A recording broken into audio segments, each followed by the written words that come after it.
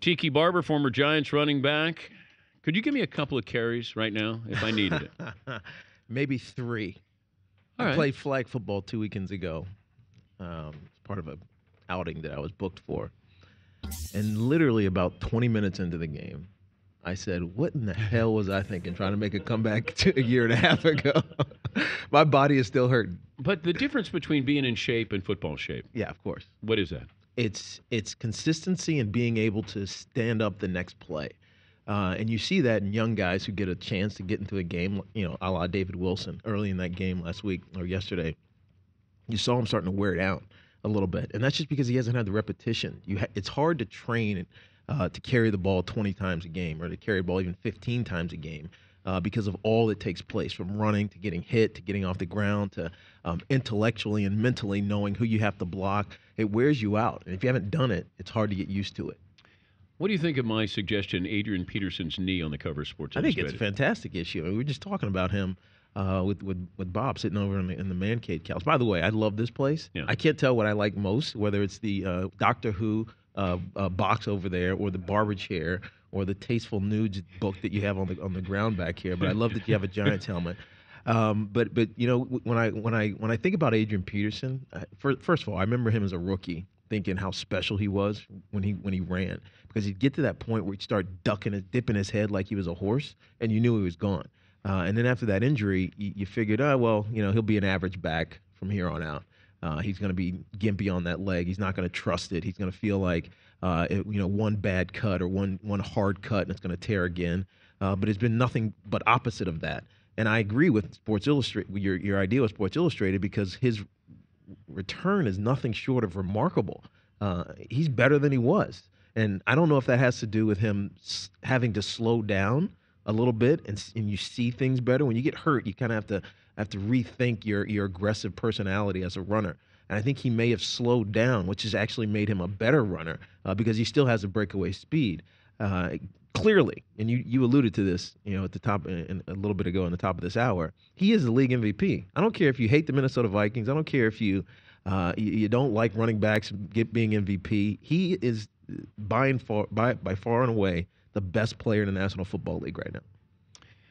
I've been saying that it's a quarterback's award, and I think we get caught up in these numbers. But if I take him, I don't know how to assess value. They don't win. They don't have 8 wins right now if it's not for Adrian Peterson. If that's not most valuable player, clearly he is for that team. But if that doesn't typify what the most valuable player is supposed to be in the National Football League, I don't know what does.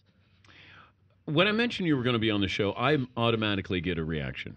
Of course. Automatically. One way or the other. Yeah, but at what point did it become that you're polarizing? I don't know. Maybe when I left the Giants, went straight into television, both at the Today Show and Football Night in America, which you were on, and just spoke the truth, spoke what was on my mind. But if you don't say the comment about Eli, which wasn't, exactly, it was a preseason game, literally my first time on air. Yeah.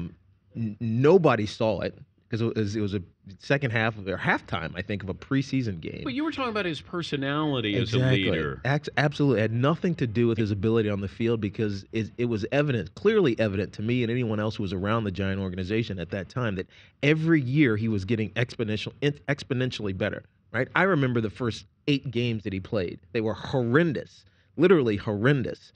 And then all of a sudden, last game of the season in 2004, we had benched Kurt Warner. Eli had started for 8 games. We'd lost 8 in a row. We played the Dallas Cowboys the last game of the season. We have 0 to play for. But all of a sudden, it clicked for him. And he drove us down the field at the end of the game. We scored a touchdown, and we beat the Dallas Cowboys. And it had no significance to anything other than us within the organization, because we said, you know what, this kid can be special. And then he struggled a little bit the following year, but you could see him growing. You could see him getting confidence. And Coach Coughlin and Coach Huffnagel, the offensive coordinator at the time, started putting in more and more stuff for him to handle. And he absorbed it. He didn't have a problem with it. And that's what happens with a lot of young quarterbacks. You give them more stuff to handle, they implode. Their brains can't think.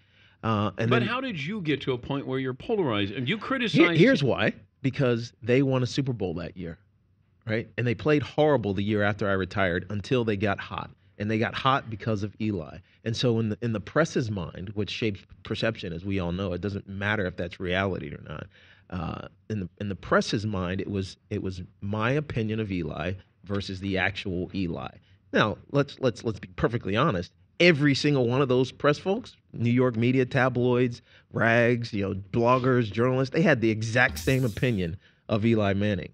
They could say it and get away with it. Well, you're not alone, and I want to be fair to you with this, because there were guys on the Giants who did tell me. I went to a concert one night, and some of the guys who were there were talking about Eli and saying that they've given him way too much and he can't handle it. Yeah. Now, this is early in his career. Yeah, of course. But you as a broadcaster, leaving the Giants and going into a broadcasting role, and then all of a sudden having the audacity as if you turned on your team, and then all of a sudden, then the roof caved in. I didn't turn on my team. I did my job. Perception, though. Absolutely. I did my job. When Jeff Zucker and Dick Ebersol hired me to come work at NBC, the expectation was that you give your opinion as you know it. You're not sugarcoating it. I think that's a disservice to your listeners if you're just going to lie to make them feel good, right? If you ask me a question, and maybe that's why I'm polarizing, I'm going to tell you the answer whether or not it's what you want to hear or not as a fan.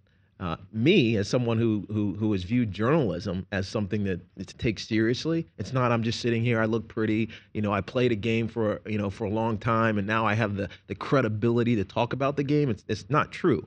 I worked at becoming a journalist. I did it for 8 years before I retired, so that when I did step off the field, I could have a credibility, and I could speak with truth, and I thought that would get me respect. But did you leave a year early because you had a TV job? No, not at all. I left a year early because I was tired of getting beat up. Right, I was tired of striving for, as hard as I could in the off season, and then falling short. Physically, my body was starting to break down. I could feel it. I didn't show it, but I could feel it. I knew in my heart I didn't want to do it. I didn't have the passion though. Right? If you just woke up one day and said, I don't feel like talking anymore, what would you do? Obviously, you have a contract, but it's different. What would you do? You'd find a way to do something else. And in New York, I had so many other opportunities to, get into broadcasting, get into business ventures, et cetera, that's what I wanted to do. And honestly, I was wrong, but I didn't think we were close, the Giants. I didn't think we were close. I didn't think we had all the parts. But then something magical happened, and a lot of that credit goes to Jerry Reese for drafting a bunch of guys in that 2007 draft who all contributed. And then at the right time, Eli stepped up and became this great leader that he has been over the last 5 or 6 years. He's Tiki Barber joining us, Dan Patrick Show. But you get to NBC. Why did NBC not succeed? I don't want to say failed. It didn't succeed. You were doing Today's Show, Football Night in America. Well, look at NBC now. Let's start with Football Night in America. Let's look at Football Night in America as it sits right now. It's 3 guys. It's you. It's Tony Dungy and Rodney, who just signed an extension. Congratulations to Rodney, I hear.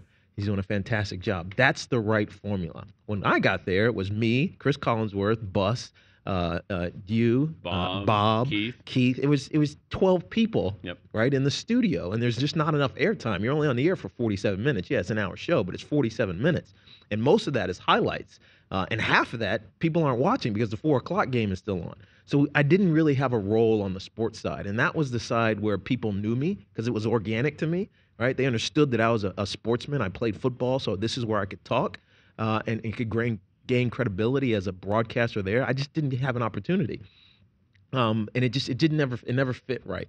And then on the Today Show side, I thought I did some great work there. I don't know what happened. I don't know. I'm not going to blame anybody. It came and it went. I had a great time. I learned a lot of great things about a lot of different people traveling around this country and really around the world doing some pretty cool stories. And that's it. It is what it is. I have nothing bad to say about those folks at NBC. Do you have a chip on your shoulder? No, I don't. Because I know I'm going to fail, right? I know that I'm going to try and achieve things that people don't expect me to do or don't want me to do. But somebody can use a chip on their shoulder to make them better. Yeah, but it's not a chip. It's more. I'm more of a believer in striving to do things. And if you fail, you get back up and you try something else. And if people criticize you, you know what? They're your friends, as Benjamin Franklin said. Your critics are your friends, for they show you your faults. I know this, right? I'm introspective about my failures in my life, and I don't get it. There's no reason to get upset about them because I can't control it. right? There's no reason for me to get upset about some blogger or some journalist who writes some snarky, ridiculous article or comment about me. Then they don't even know me. They don't know me. So how can I get mad at them? I blame their ignorance, right? I don't blame their journalistic skills. I blame their ignorance and not knowing me. And I don't get mad about it because it has no effect on my life going forward. What's your website, and what are you trying to do with this? Well, it's interesting. I have a new business venture in addition to starting at CBS National Radio on January 2nd, getting back into the media biz, which I'm excited about because it gives me a venue to talk in a way that I like to talk. But I started a company about a year ago called Thuzio.com, which is a e-commerce type marketplace for athletes to be booked for local paid appearances, doing lunches or dinners or bar mitzvahs or flag football games like I did. And we started in sports, and we're going to expand outside of sports, obviously, into any vehicle where fans want to connect with talent. You could be on our site, Dan, because there's tons of fans, I guarantee you, that want to engage with you in some way, whether it's talking about your career or I do having enough lunch or 3 whatever. hours a day. You know what I mean. You know what I mean. But you could be a talent on our site. And an exciting thing from a customer's perspective is that we know that customers want to engage with personalities. You see it in social media. You see it in blogs. You see it everywhere. But now we've created a way that's aggregated a marketplace that's been in existence for a long time to make it easy, to make it an e-commerce transaction, just like you would buy at Amazon or eBay or whatever it may be. Now you can purchase these experiences that you always thought were not possible. Now they are possible. It's Thuzio, THUZIO.com, and starting with CBS Radio coming up in January. It's great to see you. Likewise. Good luck with that. I appreciate it. Thanks for stopping by. Anytime, Dan. He's Tiki Barber, former Giants running back.